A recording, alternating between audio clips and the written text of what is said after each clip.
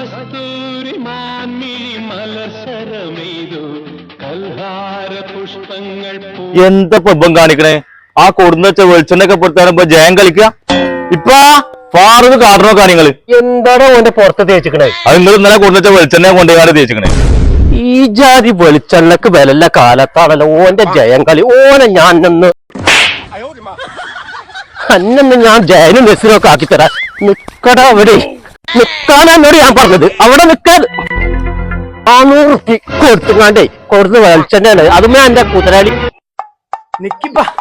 എന്ത് നിക്കണു എന്റെ വെളിച്ചെണ്ണോണ്ട് എന്റെ കളി. വില കൂടിയ സമയത്ത് ഇല്ലാത്ത പൈസ കൊടുത്തുകൊണ്ട് ഞാൻ കൊടുന്ന വെളിച്ചെണ്ണയാണ്. നിങ്ങൾ ഇത്രയും പൈസ കൊടുത്ത് വാങ്ങി കൊടുന്ന വെളിച്ചെണ്ണല്ലേ അത് കാരിക്കണു. അത് വെച്ചിട്ട് തന്നെ പല തല മുട്ട തലയിക്കണേ. ആ എണ്ണ നിങ്ങൾ തേക്കണു വെച്ചാലേ ഇല്ല ഈ 4 നമ്പം പോകും. ഞാൻ അങ്ങോട്ട് ഓടി നിങ്ങൾ പൊടിച്ചിട്ടൊന്നല്ല, ഞാൻ അങ്ങോട്ട് കൊടുന്നതാണ്. ശുദ്ധമായ വെളിച്ചെണ്ണ ഇവിടെ ആട്ടണത് കിട്ടും. ഇജ്ജൊന്ന് പറഞ്ഞ ഞാൻ കൊടുത്ത എണ്ണോണ്ടേ ഈ ജയനോ ദിവസം കളിച്ചോ. ഞാൻ ഇവിടുത്തെ ഒരു കുപ്പി വെളിച്ചെണ്ണ നല്ല മേടിക്കട്ടെ.